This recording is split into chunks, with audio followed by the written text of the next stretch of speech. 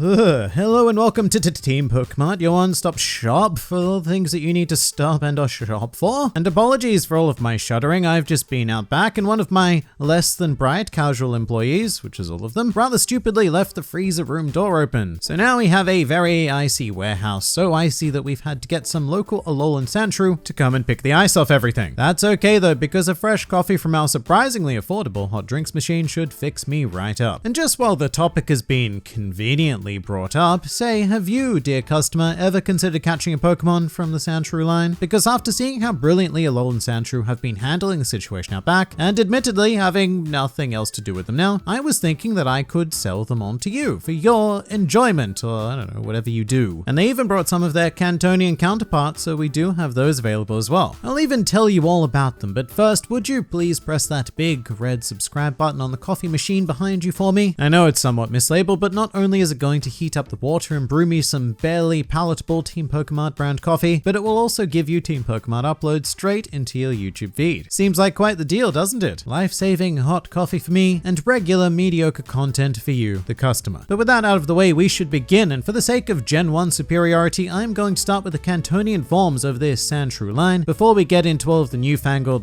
blue Sandshrew business. So Sandshrew, the ground type mouse Pokemon, even though to me it definitely looks like it inhabits the characteristics of an armadillo or even a pangolin, the much more heavily armored relative of the armadillo. Sandshrew is gold in color with a creamy, sandy toned belly and snout, with big blue eyes above said snout. Its skin looks to have some sort of crazy brick patterning all over it, and this repeats all the way from head to toes, or head to feet, claws, because those definitely do not look like toes. Sandshrew's arms and legs are fairly chunky and short, with 3 tiny claws on its hands in addition to 2 long ones on its feet. And unlike the pangolin, Sandshrew has pointy little ears that stick up out of its head, adding an immediate plus 10 adorable points. The budgie stomach also helps in this regard though, creating a nice chibi effect. As for its tail, it's more or less just a thick cone shape and still has the same brick patterning on it, which has been present across its whole body. So if nothing else, Sandshrew is a consistent lad. This Pokemon is known to hate water so much so that it will purposely dig deep underground to avoid it. Ever so dramatic. Kind of like a child throwing a tantrum during a swimming lesson. It uses its claws that I mentioned previously to dig and make its way underground, hiding itself from any threats. However, Sandshrew is also a known hunter, and it's even been noted in its Stadium Pokedex entry that it will hide at the entryway of its burrow, striking prey that gets too close and pulling them inside, which is simply terrifying, and I'm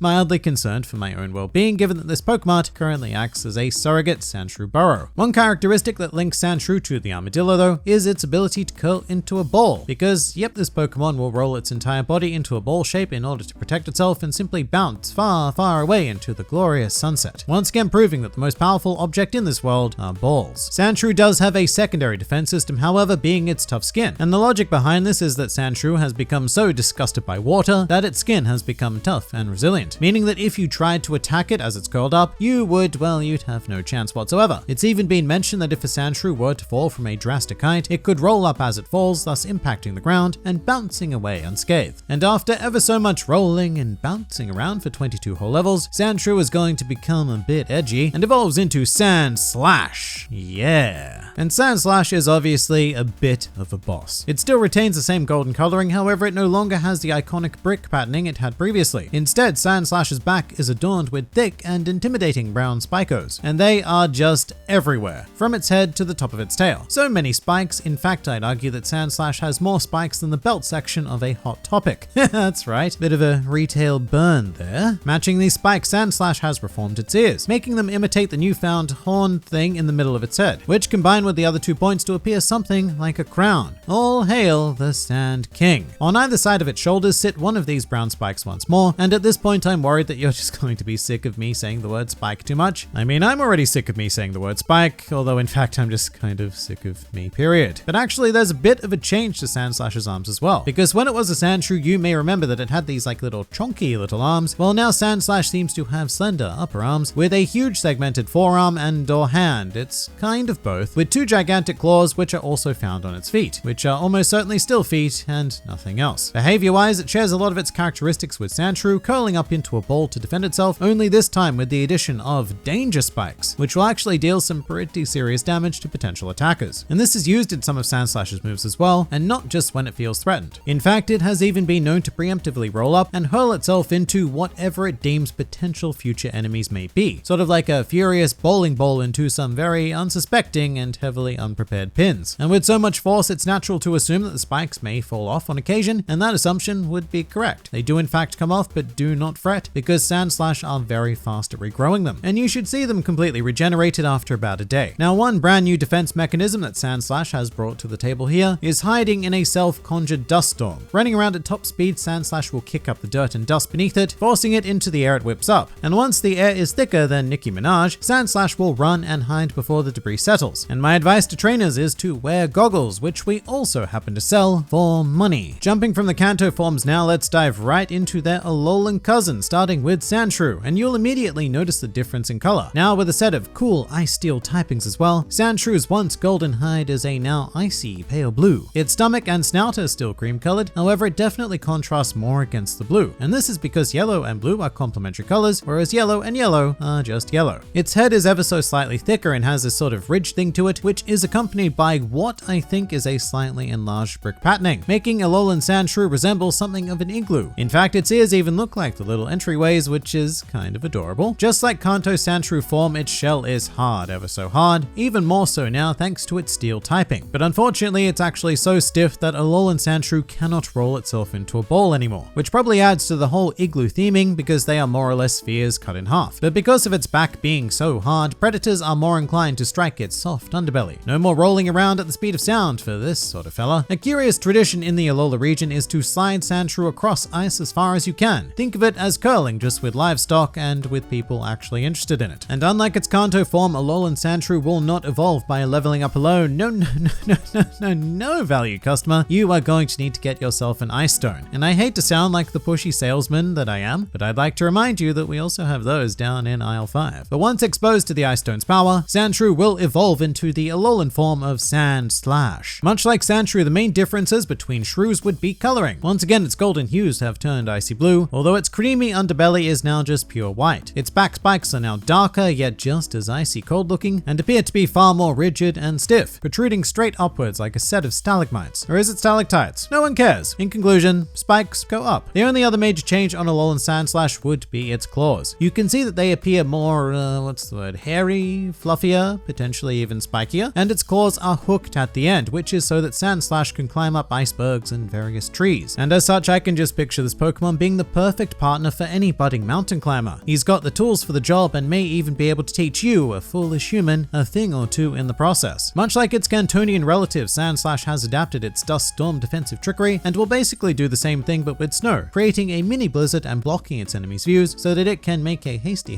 getaway. And as for how hasty, Alolan Sandslash is known as being one of the fastest ice-type Pokemon in existence, so long as it is on snowy mountains. According to the Shield Pokedex entries, many trainers make the journey up to the mountains they live on in the hopes of seeing its icy spikies glisten in the light of dawn. This is because Sandslash's spikes on its back are of course coated in ice and are on record to cause severe frostbite as well as big bad wounds should you or your Pokemon ever be hurt by them. And speaking of, have you ever had like one of those moments where you've all of a sudden noticed just how many Sandshrew are in a room with you? Each and every one of them capable of murdering you in an instant if they saw fit? No, just me. But now that I've told you about each of these Pokemon, it's time to look at the type experts who feature members of the Sandshrew line on their teams. Starting with everyone's favorite bad guy, Giovanni, he has a Sandslash on his Kanto Leaders tournament party in the Black and White 2 games. This is basically its only appearance on Giovanni's team, sadly, because he generally has far better options. Meanwhile, in the Unova region, Driftvale City's gym leader Clay has a Sandslash on his Black and White 2 team, which also features in Clay's challenge mode battle. Also, Clay himself appears to have taken some inspiration from the Sandshrew line, choosing to adopt its pudgy belly as his own. And finally, a mention for the Alolan Sandslash. Mullane, who is a trial captain in the Ula Ula Island of the Alola region, has an Alolan Sandslash as part of his title defense battle in Sun and Moon, which means so far only 3 type experts have utilized this line's power. And dearest customer, I would strongly encourage you to be the 4th. Some more fun facts about the Sandshrew line that you can use to make yourself appear smarter than your friends. Interestingly enough, the only known Steel Ice dual type Pokemon to be discovered so far is the Alolan Sandshrew line. That's right, there are literally no other Pokemon with this typing, making them truly unique. A must-have collector's item if you will, and I know you will. However, for a bit of negative, our boy Alolan Sandshrew shares the title of lowest base special attack with other notable creatures such as Shuckle, Feebas, and Bonsly. The title of mouse Pokemon is a name this line shares with Rattata, Raticate, Pikachu, and Raichu, which makes no sense because Raticate is a rat, It's even in the name, Rat-icate. Sandshrew is a pangolodillo, and Pikachu was based on a squirrel. So we're certainly throwing around the word mouse just a little bit too liberally for my liking here. Jumping from this fact, all of the above Pokemon have at the very least one family member with an Alolan form, except for Pikachu, although he has a lot of strange cousins that we don't invite around for dinner. And finally, a truly useless fact, Sandslash's original name in the Pokemon Red and Blue Beta was Sandstorm, but that was assumedly changed so as not to generate confusion between this Pokemon and the most famous piece of music ever composed, being Darude Sandstorm. And there you have it. This has been an extensive look at the Sandshrew line, from its humble beginnings in the Kanto region to its newly discovered strange relatives in the Alolan Islands. Thank you for sticking with me on this educational journey, valued customer, and please do consider giving me money. And you know what? I might even give you a Sandshrew in exchange. But please do make sure to stop by Team PokeMart just to say hi, which you can do in the comments below. And if you're interested in some of our other merchandise, then please do click these tantalizing links over here. And don't forget to subscribe to the channel for regular updates on our new stock. But for now, this has been Team PokeMart, and I'll see you next time.